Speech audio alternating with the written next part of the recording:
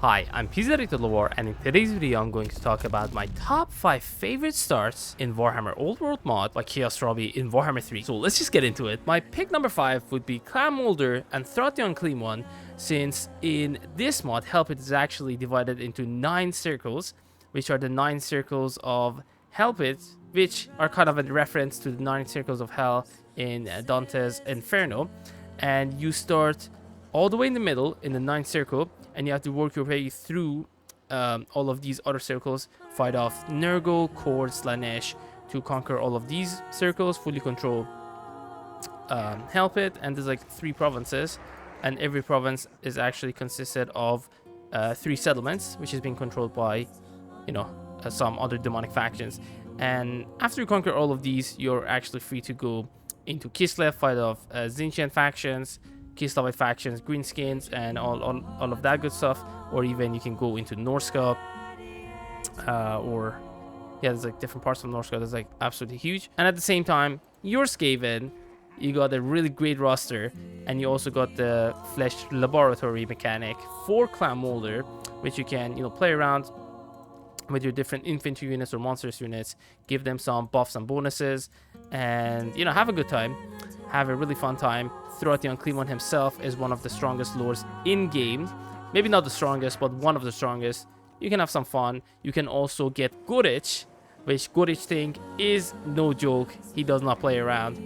You can mess up some people, and there's like some interesting early game battles as you're gonna fight off demons, and every single one of these demonic factions actually start with the Exalted Lord in their starting army, which are gonna make some really interesting and intense battles in your early game, which is always fun. So that was my pick number 5. My spot number 4 would go to Clan Angrund and Belegar Ironhammer in the race of Karak 8 Peaks. In this mod, Karak 8 Peaks is actually 8 different settlements, and every one of these settlements actually have a special building or 2, and it's really interesting. You gotta fight ogres from the beginning, and then you're gonna fight some minor factions of Skaven. Then you're gonna have Quick Headtaker to your south, and Scarsnake inside one of the settlements of Karak 8 Peaks and Karak Grill. And yeah, it's gonna be a really fun campaign. One of the really interesting things about Belegar Start is this specific mission. If you get 2 wins against the Rock Skulls, which is this faction, you're actually gonna have the opportunity to confederate Karak Herd. And when you actually confederate them, you got 3 settlements up over here in the Black Mountains, and you can just disband this army and sell these settlements to these dwarves up over here and get so much money out of them.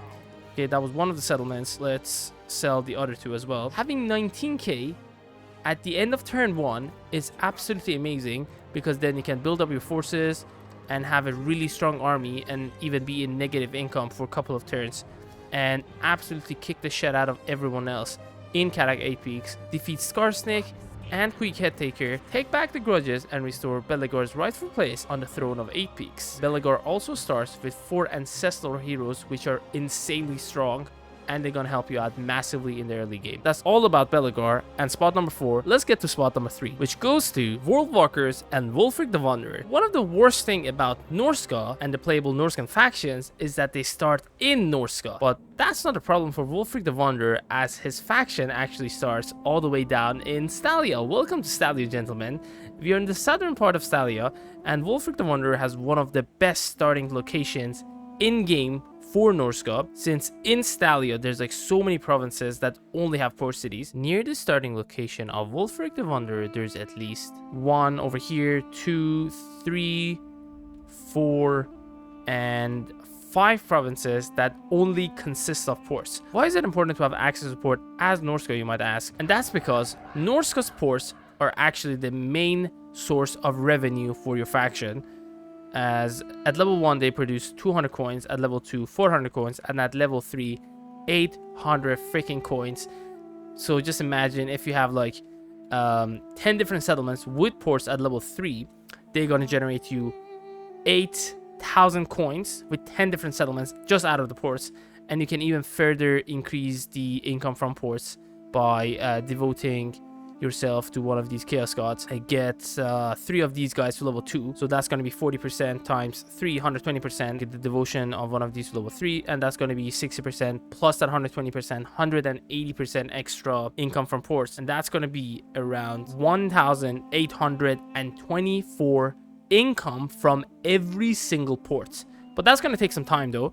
The way I would recommend you play this is just conquer the port settlements and raise everything else inland in the name of your different chaos gods to actually increase your favor with those guys, and you know, get those buffs and bonuses both for the ports and also the other buffs and bonuses for your faction, and you're gonna have a really fun time. But the thing is, Norska doesn't have the best or most variable faction roster, but still they are pretty decent. They do have some monsters, they do have some great infantry units, do have some good options for heroes, and if you know how to play them, you're gonna have a really fun time. You're gonna steamroll everyone around you. You also have some allies in Ikekla right over here in Skavenblight, which by the way has a 13 building slots for some reason, and you also have Snickage up over here.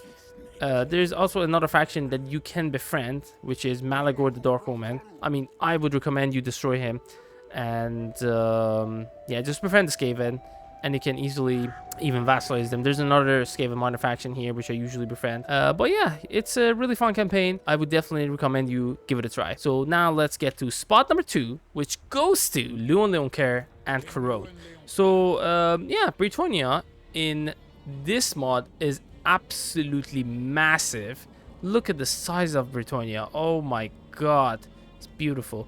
So yeah, it's a really thematic campaign. You're gonna play as the King of Britonia, Luon Leonker. You're gonna rally the different dukes and the dukedoms of Britonia under your banner, purge the forces of chaos from Britonia and beyond. One of the really interesting things that actually caught my eye the first time I played this was you can actually confederate every single Britonian faction, which by the way, all of them start in Britonia through your technology. If I'm not mistaken, there's actually 14 different Britonian factions that you can confederate through this. I know there's 16, but there's one for your own faction and one for Muzalan, which, yeah, the one for Muzalan is technically freaking useless because it's only going to give you like 100 chivalry plus 1 relationship with Muzalan, which you won't really want to do that.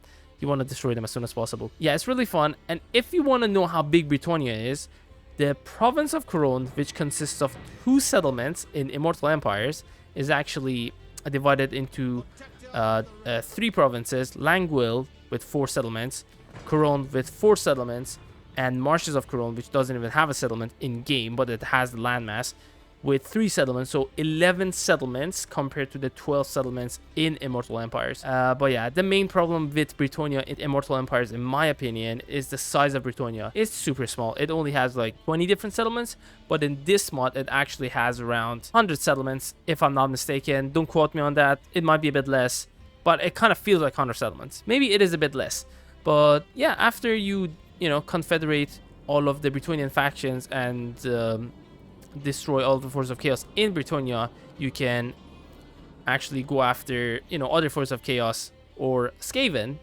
which you're definitely going to encounter because Snickage steamrolls over the ogres and the southern realms and comes into Britonia. And there's also Albion up to your north, plus Norska, which has tons of forces of chaos, which are definitely going to come visit Britonia, and you can beat them to appease the Lady of the Lake. So that was my second pick. And for my first pick, there was no other faction that I could actually choose other than this faction, and that is Reikland, the faction of Karl Franz. So yeah, what can I say about this campaign? It's insanely good, since Empire, as I talked about Britonia being huge, Empire is even bigger. Look how insanely big this is. So let's just go over to the elector counts. There has been 2 new additions to the elector counts. There's one, the elector count of Dragvold, and there's also addition of the faction Kataberg, and there's another elector count, which is going to be the elector count of Moot, which by the way, every single one of them have a special unit a special item, and also extra buffs for the electric count. Obviously, one of the main reasons that this campaign is more interesting than Immortal Empires is having to fight more enemies inside the Empire, such as Festus, Skaven, Tomb Kings, more vampire counts, more greenskins, Drycha, Beastmen, and let's not forget about Scrag and even Dark Elves. So your initial enemies are gonna be the Empire Secessionists, and maybe if you're unlucky, 100 Kemlar, and then you would want to go up here, deal with these greenskins, you know, confederating Marienburg. It's not as hard as it is in Immortal Empires, although I kind of feel like even in Immortal Empires, it's kind of easy to confederate them. There's a really interesting thing about Empire is like some really unique areas like Marienburg and Elfdan. By the way, Elfdan is actually part of Marienburg, but in this mod is actually presented as a different settlement really close to Marienburg. You can, you know, befriend these guys or destroy them, whatever, it doesn't really matter. There's like so many Skaven minor factions. For example, one over here, one over here, one in Mordheim. There's like Beastmen in Torox the Brass Bowl and Kazrak the One Eye. There's like Greenskins, as I showed. There was one near Karl Franz, one over here, one in the Black Pit tribe. There's Vampire Counts, yeah, Tempelhof, Vlad von Karstein. These guys, I think it's Waldenhof. Yes, there's like Tomb Kings in these guys, which sometimes are kind of aggressive toward Averland, sometimes not. This ancient faction gets destroyed pretty early on. There's Scrag, not a fun time dealing with him. There's like Skork, and you know, so many enemies.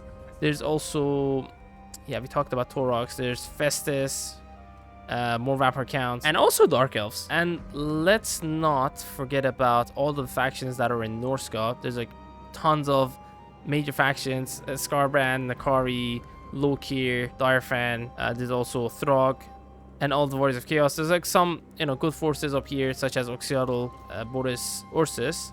But there's mostly demonic factions. You got Kislev to your east. Zarina usually does pretty good. One of the really good things about this mod is the electric counts actually start with more provinces and settlements. So it's gonna be a bit easier for you to farm up imperial authority, because every single time one of the electric counts actually capture one of the other electric count settlements, you're gonna get a dilemma which allows you to increase your imperial authority by 1. It's really fun to try to help out your other electric counts. As you guys know, it's not the best implemented mechanic in game. You know, having 2 more electric counts and 2 more seats of electric counts plus 2 more sets of units of electric counts that you can get, which makes it a lot more easier and fun to play with. I've been playing all of these campaigns except Clan Molder on the stream. If you guys want to check those out, don't forget to hop on one of the stream, have a good time with me. We're gonna showcase some of these campaigns and, you know, all of the interesting things about them. I hope you guys enjoyed, but do let me know in the comments down below that which faction is actually your favorite one to play in the Old World mod. If you want to watch some disaster battle videos, which is basically a tutorial on how to deal with Vlad von Karstein, click on this video. This is totalwar, and I'm gonna see you guys later. Have a good one. Bye bye.